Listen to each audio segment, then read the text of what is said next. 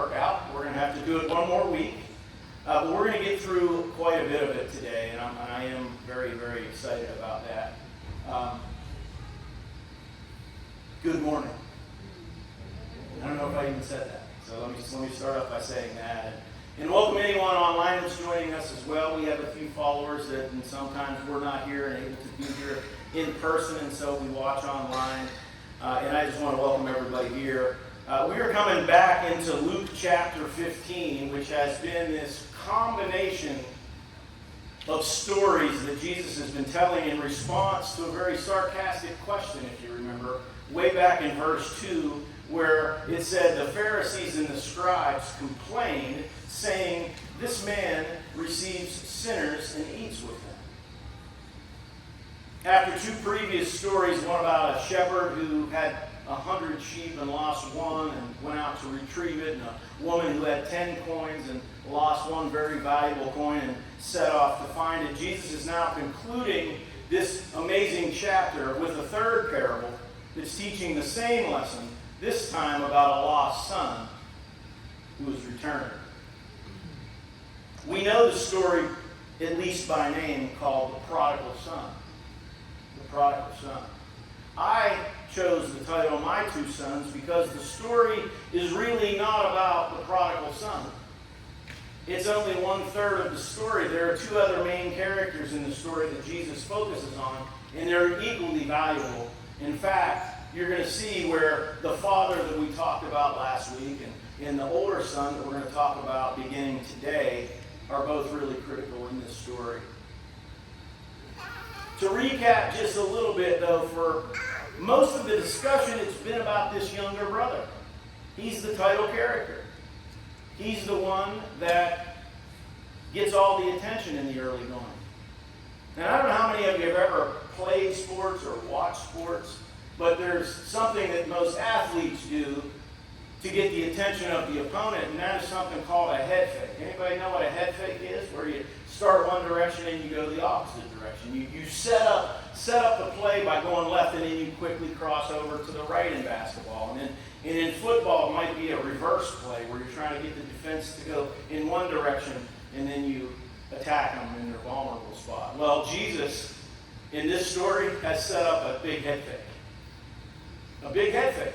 I mean, the title of this thing is The Prodigal Son. He's not even going to be the star of the story. He's the example of what we actually ought to be when he sounds like he's the one that we shouldn't pay attention to. It's really an amazing story. Most of the discussion has been about this younger brother, who, if you don't know the story, he demanded his inheritance early, left home for a faraway land, full of cash in his pocket, and he blew it on debauchery. Now, I don't know if that sounds familiar to anybody.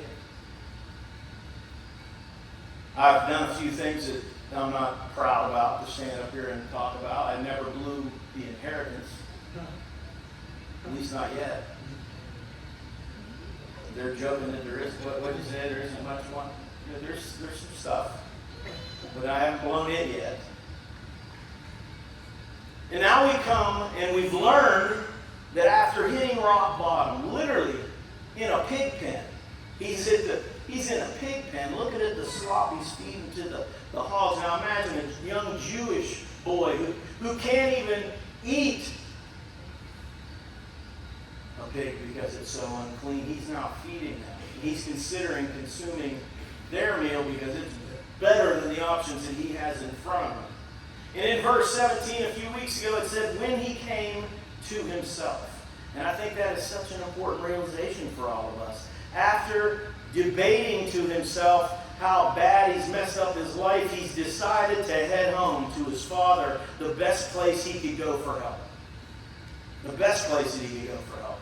And we said that this maybe was the best decision that he's ever made in his entire life, at least in his most recent history. Bad decision after bad decision. He's stacking up losses. He finally makes a good decision. And I think it's important when it says he came to himself. He came to his right mind. He finally thought straight about the situation that he finds himself in. And then last week, on Father's Day, amazingly enough, the Lord decided to place us in the middle of a discussion about the Father. we got to experience just how great this guy's dad was on Father's Day. No doubt this father was heartbroken ever since this son left, hoping one day that he might return. And in verse 20 it said that when he was still a great way off, his father saw him and had compassion and ran and fell on his neck and kissed him. The prodigal son had returned. And we discussed that all of those actions from the father and from the son, as the Pharisees are listening to this story, all of it is outrageous. All of it's outrageous. No respected son would ever do that to his father and would never disrespect and bring shame to the family and embarrass him like that. No son would do that. And certainly no father would roll out the red carpet and just welcome him back. It just wouldn't happen. The head fake has been set up.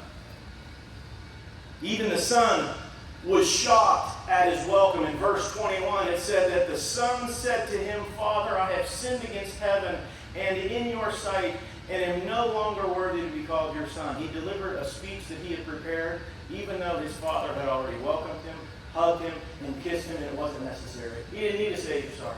He was already forgiven the minute that his father saw him at a faraway distance. But he had so prepared for the reception that he thought he might get, he had the speech ready. He delivered it anyway. He knew how bad he had messed up, but to his surprise, the father's generosity was unexpected. It was beyond what he could imagine. The response was captured in verse 22 through 24, which is where we left off last week. And I kind of skipped a few things, so I just want to reread that before we get into today's discussion. It said in verse 22, "But the father said to his servants, 'Bring out the best robe and put it on. Put it right on him. And put a ring on his hand and sandals on his feet. And bring the fatted calf here and kill it, and let us eat and be merry. For this son was dead and is alive again. He was lost, but now he's found.' And they began to be merry. At least most of them. At least most of them. But not everyone was merry, and we get a chance to meet the one that wasn't quite so merry about the situation. And with all that context, we come to our reading today. It is in Luke chapter 15, verses 25 through 28. I was hoping to get it all the way to verse 32, but we're going to unpack this son a little bit more even next week. Because it's important that we get a head fake, that we understand who Jesus is now directing this teaching to. Because I believe it is a heart check for all of those of us that are living a life trying to do it right. What are we holding inside of our heart? That maybe not be visible. It isn't visible to everybody else. It's what we bury deep. It's the emotions that we carry when on the surface we seem to be doing everything well. We seem to hold it all together. We seem to be doing everything in the right manner. The world sees us as perfect, maybe. The model citizen, but deep down inside there's something just gnawing at us. Jesus is picking that apart a little bit today, and he wants us to see what I'll call the blind spots in our spiritual relationship.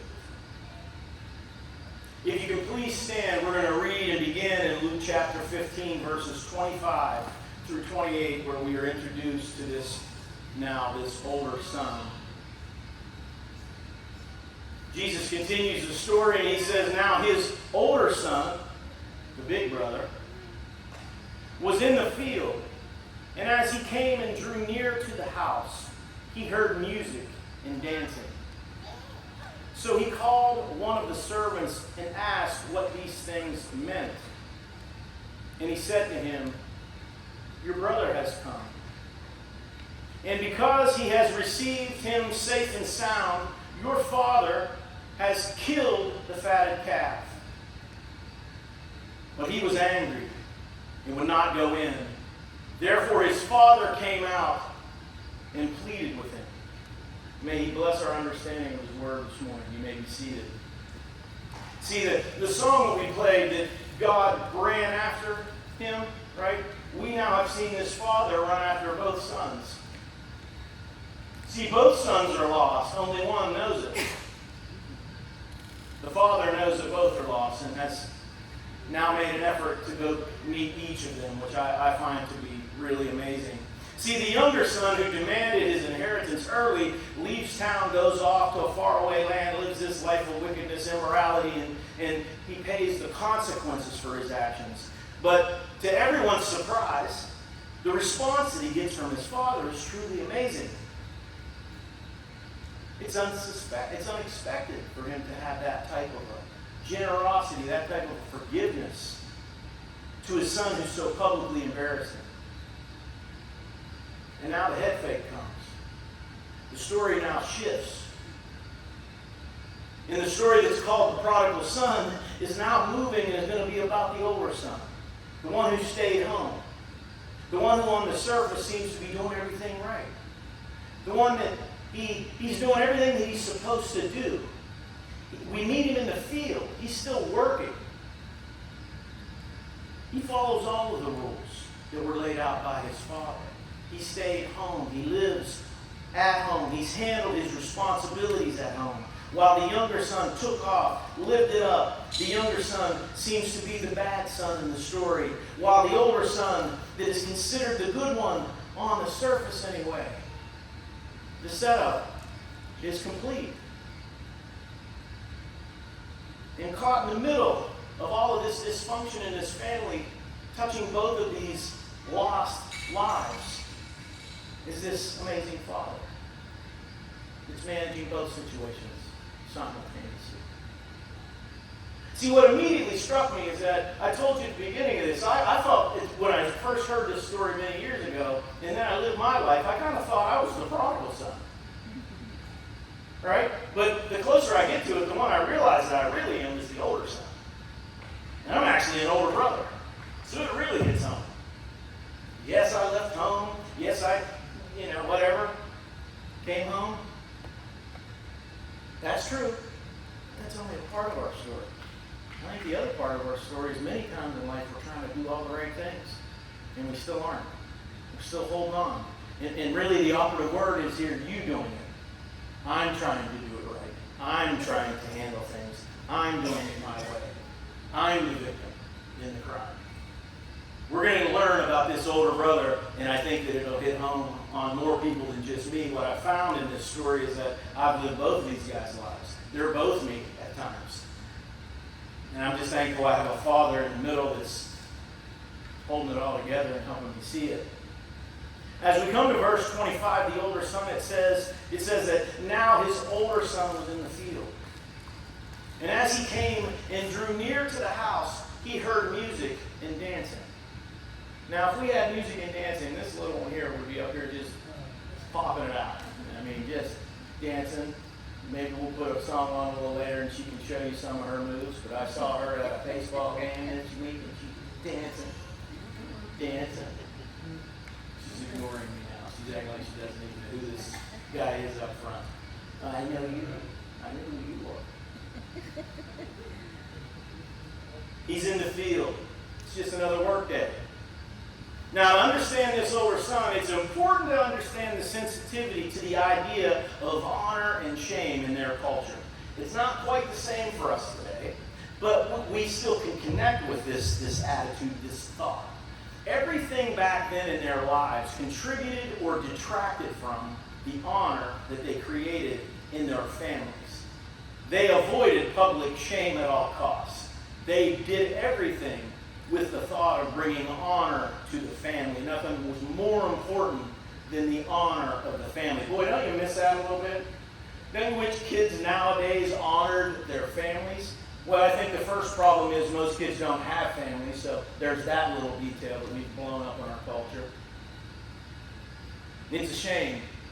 It requires family. And when family has family, family then has an opportunity to honor. But as we've learned from this story, even then it doesn't always work out. There's dysfunction in any family. They avoided public shame at all costs. They were to honor their families because that's what was most important, to be an honorable son or daughter, and it fed directly into their religious beliefs too. They were a works-based righteousness system. And what that meant for the fancy theological terminology, I'll break it down to just call it this way. They believed that their good deeds earned favor with God. Simply put, if you were being good, you were being religious. And if you were being moral, you were being religious. And if you completed those tasks, their rules, followed those rules, you were a model citizen. By every definition, the older brother fits the mold. The younger brother is the bad one. It's how they lived. It's why this story is so shocking to the Pharisees. No upstanding son would dare do what the younger son did. You didn't do anything to bring shame to yourself or to your family. It was unthinkable. And the irony to the story is the Pharisees and the scribes that are listening to this, they believe what about themselves? They believe that they're the most honorable. They believe that they are the most respectable. They're the architects of where the lines of honor and shame were defined for the culture. To them, the young son was clearly shameful, while the older son would have been honorable. The head fake is set up. Jesus is about to flip this entire story, which he's already done. Everything has been presented upside down. Everything has been presented to them upside down. One outrageous thing after another that violated all of their sensibilities, all of their conventional wisdom. Everything that they thought they ever knew has just been flipped on its head and thrown out the door. The father wouldn't act that way. The young son wouldn't act that way. Finally, we meet this older son who's disgusted with this entire situation, and I can understand exactly why he's angry. The setup is complete. Consider again last week's discussion about how outrageous it was for the father to do what he did. The father's response was really maybe the most shocking part of the story up to this point.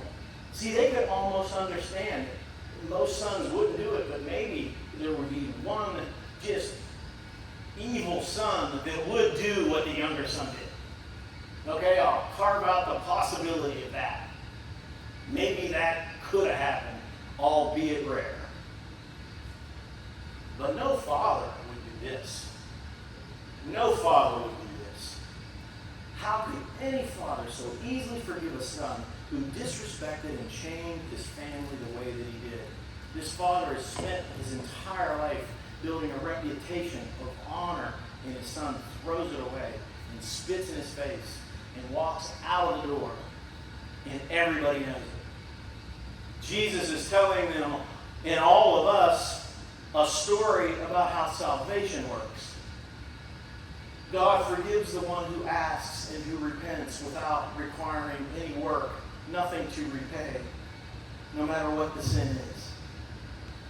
Even a filthy, rotten beggar of a son who has shamed his entire family can be forgiven by simply coming back and asking. It's so foreign to them in their sensibilities they can't connect with it. They don't know how that could be possible. They don't know it, but this is a story of salvation and how God's grace works. And remember what set this entire story up. He sits with sinners and tax collectors. How can he do that? This is how he can do that. Verse 22, the father welcomes back his lost son. He brings the best robe and put a ring on his hand and sandals on his feet. You know, that might just sound to you like, well, you know, he did come from a pig pen. You know, he needed a shower before he could go to dinner. And that's right, he did. But he didn't need to get the robe and the ring and the sandals. Remember, he came back wanting to be a worker. Did you know that the workers in the field, they didn't wear sandals, they were bare feet. Only the noblemen, only the family members wore sandals. So that's a big deal. We wear shoes. Sandals were a big deal. He got a robe. The most important garment in the family was owned by the father. It was usually worn by the father to signify that it gave him the family's honor. And in the story, the father gives the son the robe of honor. party. See, it's kind of like the cloak of righteousness that Jesus drapes over us to clean us up. See, the robe publicly restored to him this full idea of sonship. It was a profound symbol of identity, authority, social status, and covenants and blessing in the family. Bottom line, it gave him full responsibility, power, and authority back. He was reinstated, and he didn't do anything to earn it. It is a pure picture of salvation for any sinner. And why does the Father do it that way? They can't understand why a father would do it that way. No father would do it that way. But Jesus, remember, had shared a story about how all of heaven breaks out in a song, in a dance, in a celebration when one lost is returned. It gives the Father joy, he said. All of heaven rejoices when one lost sinner is returned. And that's what we see. In verse 23, the Pharisees see all of this as this shameful celebration. Now he's bringing out the fattened calf. He's going to kill it, and they're going to eat and be merry. The son of mine was dead. Now he's alive. He's come back to life. They're waiting for the part where he sits outside the fence for a week and has to be ridiculed and has to pay his penance to be reinstated. That's the way it would have happened in society. Not this son, who's welcome back. Not this father. The entire story is outrageous. And now, as verse 25 begins, this older son that's out in the field, as he comes and he draws near to the house, he hears music and dancing. The Pharisees would be at least curious at this point. There's another son. I wonder where we're going now. For the Pharisees, and from their perspective, this is the son that they're going to learn stayed at home, is doing what he should be doing. He's the honorable son, not causing any trouble, hasn't brought any embarrassment to himself or to his family. On the surface, the model son, but that's only on the surface. What Jesus does next in explaining this is truly fascinating for the Pharisees. It's a teaching he's going to build on later, where he tries to get them to see themselves for who they are and not who they think they are. You see, the older son, in many ways, is just like the Pharisees. They're the legalists in that society. And what that means is, in essence, they both are miserable rule followers who allow hate, frustration, resentment, and victim status to enter into their lives, if I were to generalize it. And in this story, the Pharisees no doubt heard this part of the story, or about to hear this part of the story, and they're going to finally be thinking, wow, something normal. At least somebody is normal in this story. So far, everything and everybody has absolutely been outrageous, shameful, and I can't connect with it. They've been waiting for someone to do something that is normal. And here he comes. Here's their boy. Verse 25, Jesus introduces the oldest son to them, and by meeting him, they are ironically meeting themselves, and they don't even know it. They're about ready to march right in to the principal's office, and they don't even know it. It says that the older son was in the field, and I just have to stop right there a little bit. He's been out in the field. So this is a typical work day. You know, as much as a work day could be for any landowner back in those days, because in reality he really wasn't working. He was out watching or overseeing the workers. He's a nobleman. And noblemen in the Middle East back in the first century didn't work. That was way typically perceived to be beneath their level of dignity. They wouldn't do manual labor. That was for the hired hands. What strikes me immediately, though, is, remember, they've already divvied out the plantation assets. Right? He's already the oldest son. He's got 66% of this entire place under his ownership. Now, his father's still alive, so he's not really calling the shots yet, but he's the owner of this place and everything in it. Because we know the other 33% went to the younger son who just blew it all. So in essence, he owns everything on this plantation, or this property, or this mansion, whatever you want to call it, this house, this property.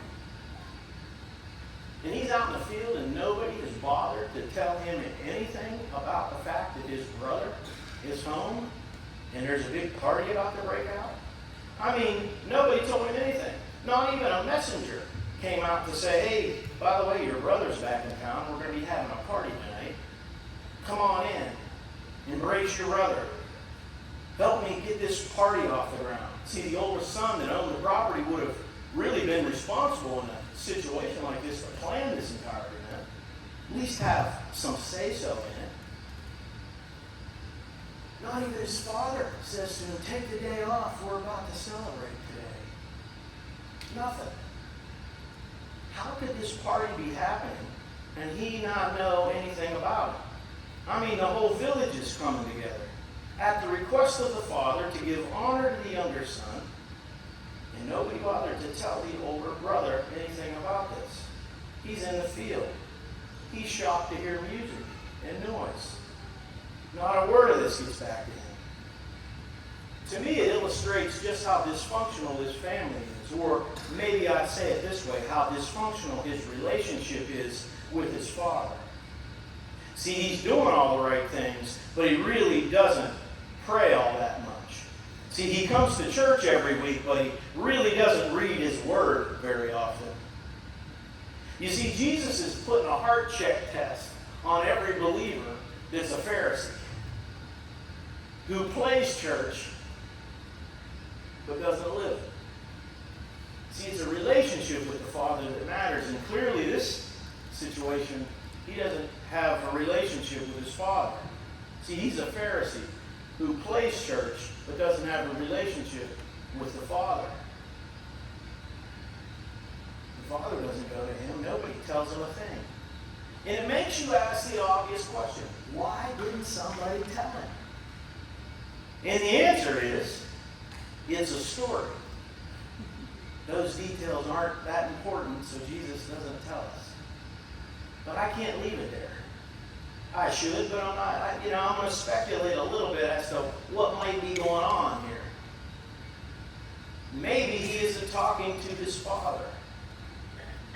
Maybe in this case it could be that the father knows that he has no interest in his younger brother, because way back when his brother was doing what he was doing, he never stepped up to try to stop it. He didn't try to talk any sense into the young son that was leaving. Maybe he didn't try to stop his brother from going because he wanted his brother to go. Maybe he didn't try to stop what was going on because he didn't respect how the father handled the situation. Maybe it's just been an issue this entire time. See, those details aren't important. What we do know, though, is that he must not have had any interest in his brother back then, and he doesn't have much of an interest in his brother now. We learn that. He allowed his brother to bring shame and dishonor to his entire family, and in fact, he took part in the inheritance, too, because it happened and he would have got his 66%. And maybe in the midst of all of that, his lack of defense to his dad just really is something that means that he was disgusted in the entire situation and has been since this first occurred.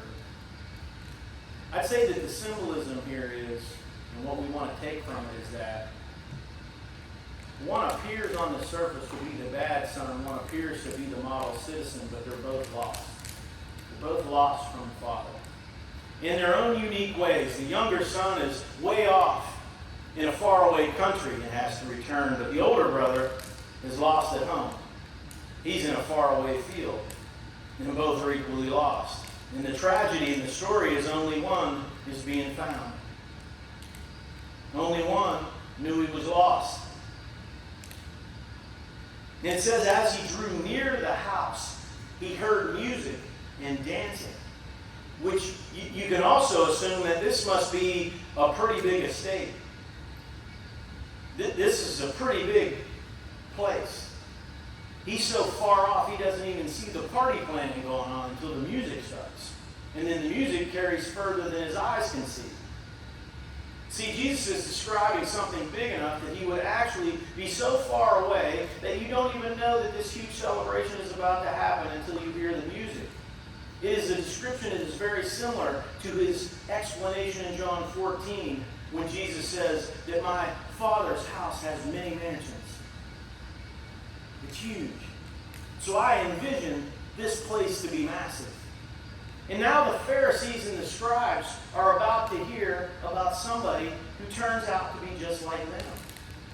It's such brilliant stuff that Jesus is laying out for them here. They understand nothing of divine grace. They understand nothing about compassion and forgiveness and mercy and empathy for others.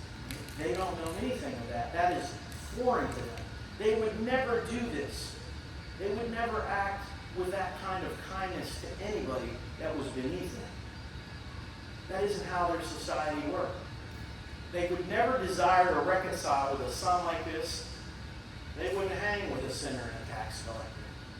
They know nothing of this entire story, and they don't recognize God's grace as Jesus explains it. They can't understand what Jesus is even talking about. They can't comprehend that he's God in human flesh. That makes no sense to them. They don't think anyone should hang out with a tax collector or a sinner. How could God descend on this earth and hang with us? It's unthinkable. So Jesus introduces this guy, this oldest son, that maybe they can understand. Whom they can look at and say, yeah, okay, finally, somebody is acting normal in this situation. And the oldest son becomes the main character in the story. They resent the young son. They see him as unholy, the complete opposite of their own self-righteousness. And they think the father is a bumbling fool for allowing his son to humiliate him like that. And even worse, shaming himself again by quickly welcoming back the son showing weakness. Finally, they're going to have somebody that they can identify with, somebody who knows what's up, somebody who knows what honor is really all about. And so he approaches the house, not having been included in any of the planning of all of this. The father knows he doesn't care about his younger brother. He also knows that he has no respect for how he has handled this entire ordeal.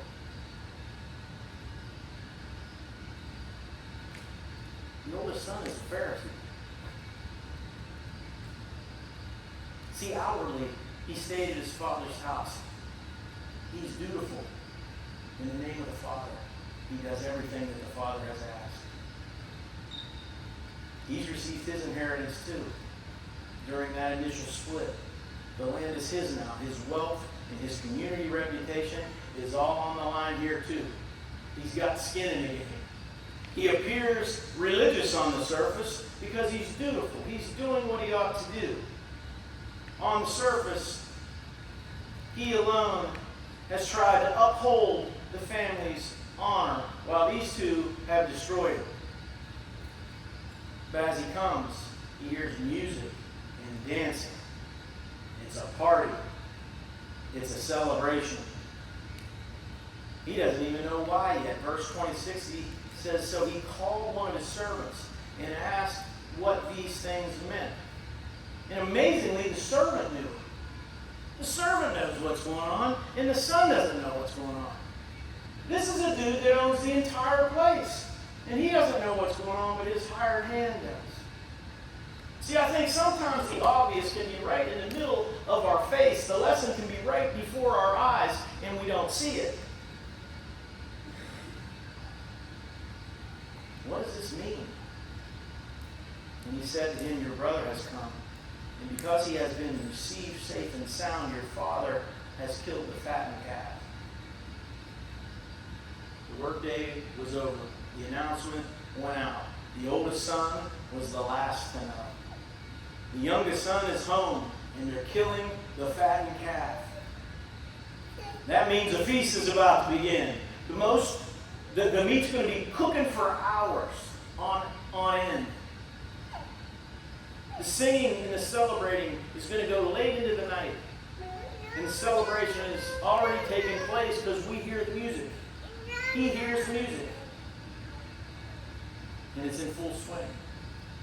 When the older son finally learns about it, the party has already started. When he arrives, is he stunned? Probably. Is he shocked? Yeah. Is he surprised and confused? Sure. Probably all of the above. But that isn't how Jesus describes his response. Jesus clearly says he was angry and would not go in. He's the owner of the land. The estate belongs to him. It's already been divided. His father is in charge, but he knows who the land belongs to. And while I don't control everything yet, it's all mine, and I'm doing what I'm supposed to do to get this when the old man kicks the bucket. And now he's just going to spend my money on the one that already took his portion. Something this big wasn't ever planned in a day. Jesus doesn't give you those details, but a party like this would have been planned for days, maybe weeks. And the older brother didn't know a thing about it. He's the one paying all the bills. These are his resources. This is his portion of the inheritance now being wasted on his brother. It's his best calf. Not his brother's. His brother already took his third and blew it. He got his share and wasted it. And now my father's throwing a party for this clown?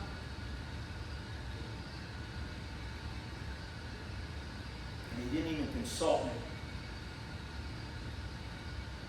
Well, you can see why the dad didn't consult him. He might not have been open to the idea. And the old man was still in charge. But you see, the Pharisees and the oldest son think that the father's actions continue to be despicable. That it's confusing to them. In their minds, it's an embarrassment how dad has handled this entire situation. So his response of anger it's understood. It's the first normal thing that's going on in this story. His father did what? He received him immediately. This is outrageous conduct. And he spent your money to do it. It's more than the older brother can bear. If you go back to verse 27 for just a moment, I want to break down the phrase safe and sound. Anybody ever use that phrase, safe and sound? What's amazing about that phrase, safe and sound, to be in the text, is it is an old English colloquialism that seems to have lasted the test of time, because we still use that expression today. But its origins, interestingly enough, in the Greek, it comes from the word hugian. Right? I think it's really, don't know how exactly they pronounce that, but you will recognize this one because it comes and is connected to the word and comes from the word, is the basis of the word hygiene for us. Right? So what it meant was wholeness, well-being. The word is almost connected to shalom in their culture, which meant peace. If you're watching The Chosen, every time they enter or exit, it is shalom they share. That's what they're really saying here. He returned safe and sound. And it's not just that he came home physically not hurt. It also means that he received him back in peace, in shalom. This is a complete peace. This is a full reconciliation between a father and a son. Shalom forever. Well, that's more than the older brother can bear. That's why there's a party, by the way. They wouldn't have been having a party if the young son had to come back and work off his debt for the next 20 years. There'd be no party there. There's a party. The youngest son is the favorite guest of honor. He's got the robe on. Not the older son that's been doing all the right things. There's a banquet going on. There's music playing. The oldest son's splitting the bill, and he isn't happy about it. He's a Pharisee at heart. He's a legalist who thinks you earn your way back into this kingdom.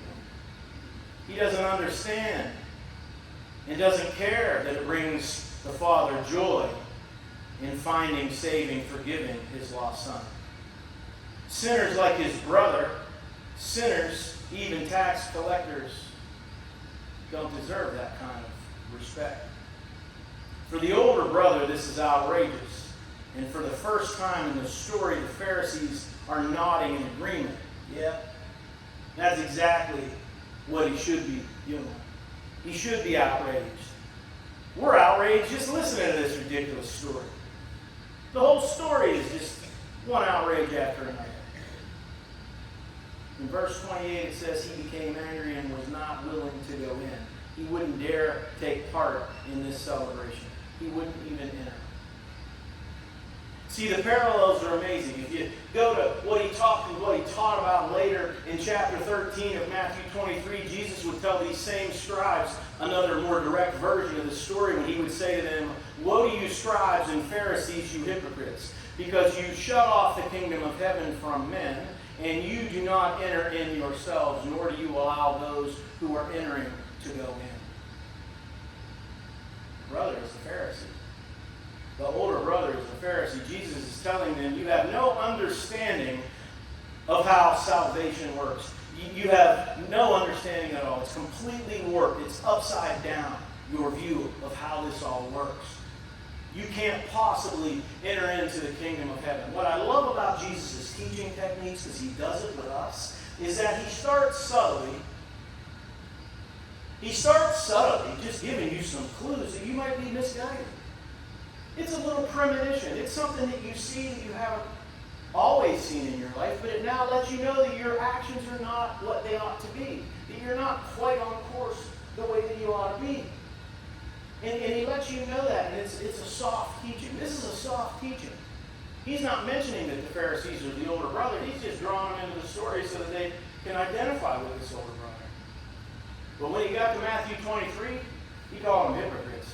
And he just let them downright know that they're blocking people from coming into the kingdom of heaven because they have no idea how to get there themselves, and they're keeping people from doing it.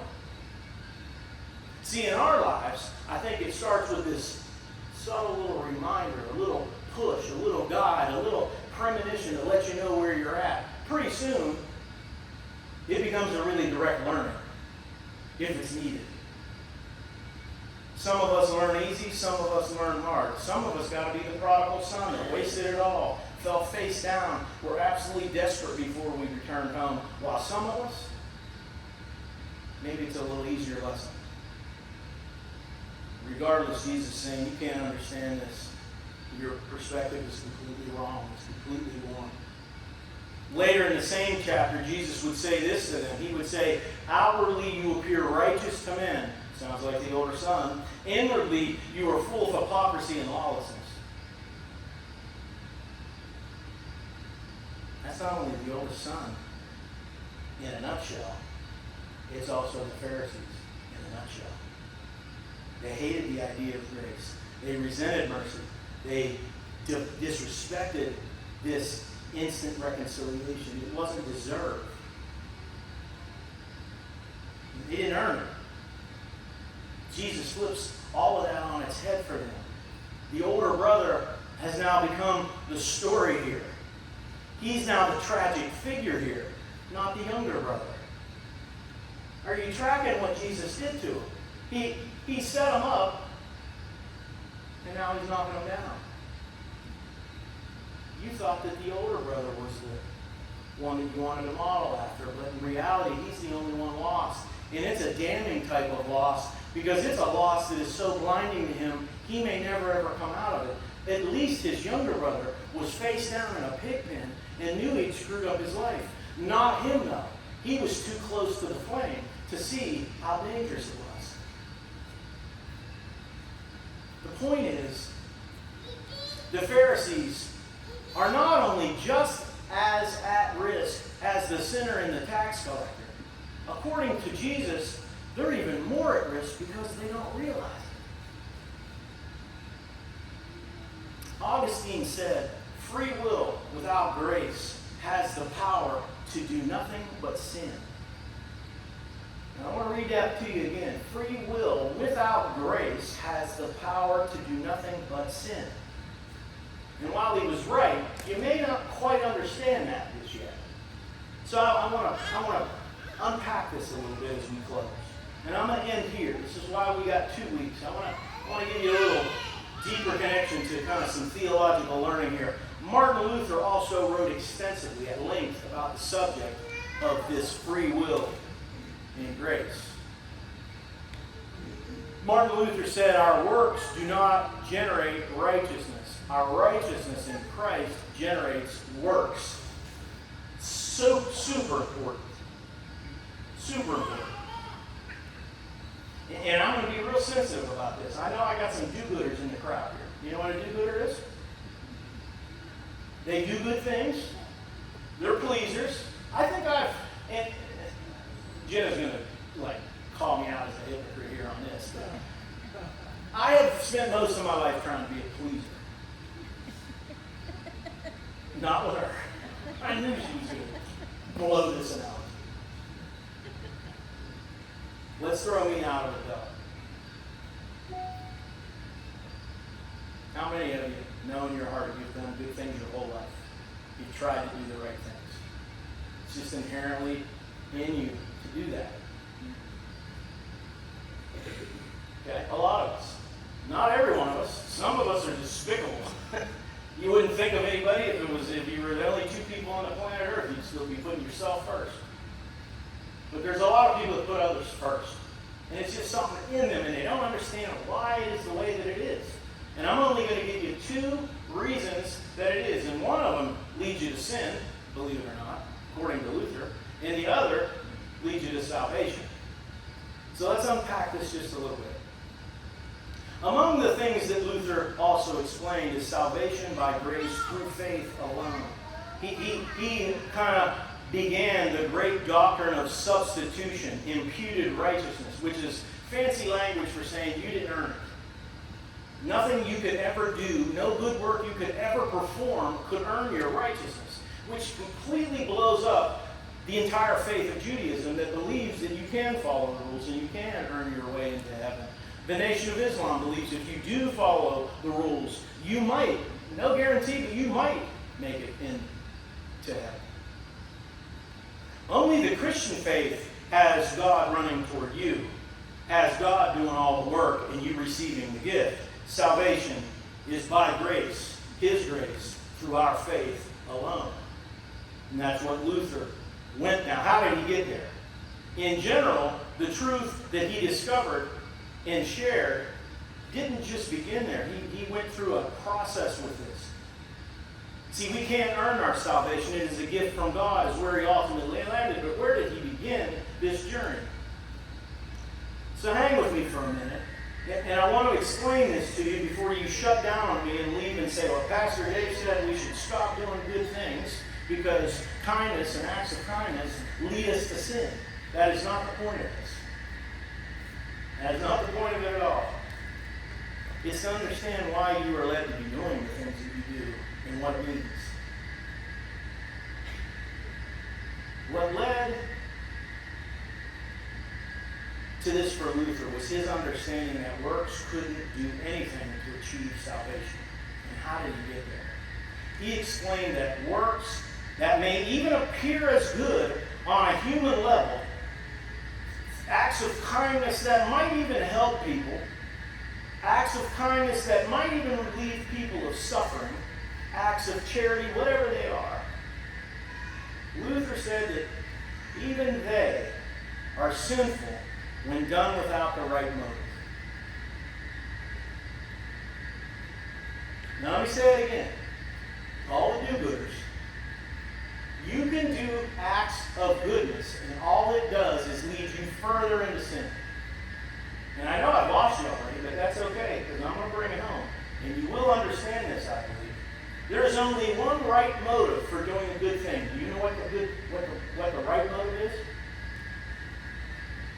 I love Pastor Brunel. Every time I've ever given Pastor Brunel any compliment, because he's an amazing guy. It's just an amazing guy. I look up to him so much. I hope he watches this. I don't know if he does. But I'll tell him, maybe tell him later when he's up there. You cannot give Pastor Brunel a compliment without him saying, "To God be the glory." To God be the glory. That's the only motivation that matters. That's the only one. And that may not be why you do good things. You may not do your good deeds to bring God the glory. And I'm going to prove it to you. Have you ever sent anybody a gift and they didn't send you back a thank you note and you got upset about it? You didn't even say anything to anybody, it just kind of ticked you off. They didn't even send me a thank you note back. Can you believe that? I can't believe that. When they lack the purity test, anything that is done that does not glorify God is done instead to glorify man, and that's sin. Because even those good deeds are simply expressions of human pride. Now, to break it down further, he explained that we're glad that good deeds happen because there are other acts of human expression that are much more despicable and evil. So let's make sure we unpack this thing a bit. We can at least appreciate that they're good deeds, but they're really a form of sinful expression done for self and not for God. They're done for your own well-being. They're done so that you can feel good, so that you can have a better perspective of who you are. It is a reality test for us as good doers of good deeds. Why are we doing what we're doing? See, a lot of celebrities donate millions of money, but they got to put their name on the bill. They want the recognition of it. And Jesus was clear in another teaching saying, that is your reward. There's no reward in heaven for you. You get no other credit for it than what you get from the world. That's your reward. But watch out that Luther is pointing out here is that good works done with the wrong motive tend to layer in the deception. And what's the deception? When the person doing the good deed begins to convince himself that he is far better than he really is by his own goodness, it starts to fuel and to build a pride that is deadly. A pride that is hidden. So I want to be clear about this. We should all do kind things. Acts of kindness are good. But we cannot be confused that those good works are somehow earning us favor with God. They are not. That's a deception. That's the enemy. It is dangerous. And it is a dangerous type of deception. It's a deceitfulness of the heart that tells us a good deed earns favor in God's eyes. It just simply isn't true. How could you possibly gain favor in God's eyes for a deed you did when he died on a cross for you? Nothing that you could do could compare that. Now, does that mean he's not pleased when you do good deeds? Sure he is. But I'd love us to consider it this way. I'd love you to consider your good deeds as payback. It's the least that we can do to pay him back for what he's done. It's why they call it in Scripture the fruit of the Spirit. It has no link to salvation because there is none. We simply pay him back for what he's done for us already. Don't let your heart confuse it for salvation. Don't even allow yourself, like Pastor Brunel, test him out. Say something about a message if he comes here to preach. Say, boy, you did such a good job of that. And he will say, to God be the glory. Don't even allow yourself to receive the credit. Immediately hand it back to him. If we do and don't do that, what we risk is feeding our ego. We risk feeding our own pride. To God be the glory. Luther cautioned that the works of a sinner, especially the so-called do-good works, they may not all be crimes, but they are maybe the most sinful in nature. Now, what he meant by that is the most They're the most sinful because they are done out of personal or even selfish motives.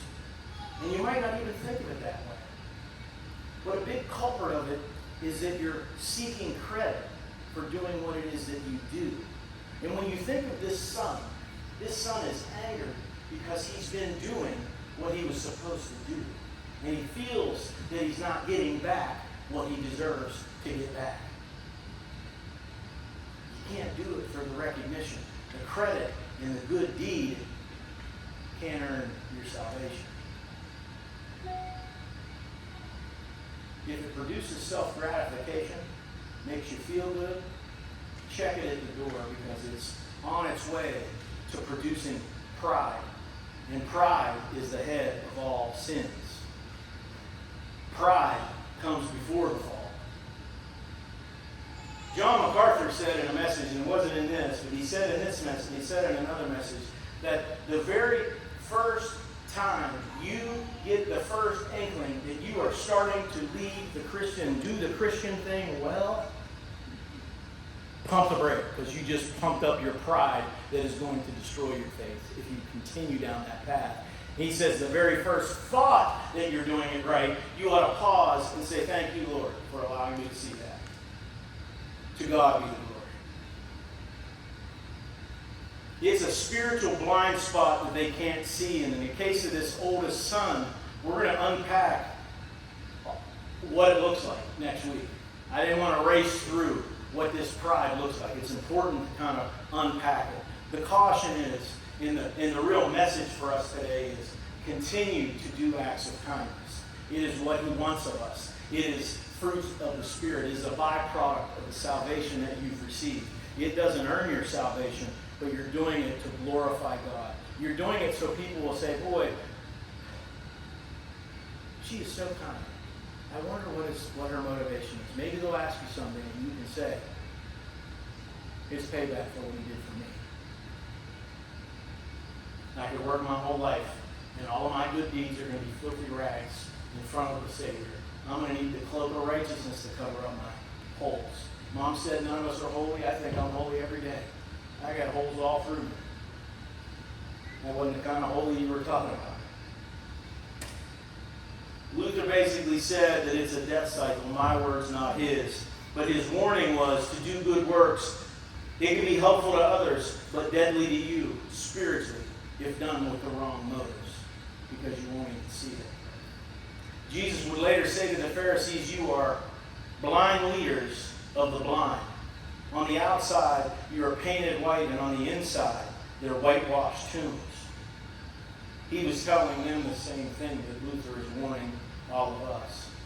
Next week, we're going to conclude this, what I think is just a magical story, this head fake of the learned, where we get to look at this deadly pride that can beset us.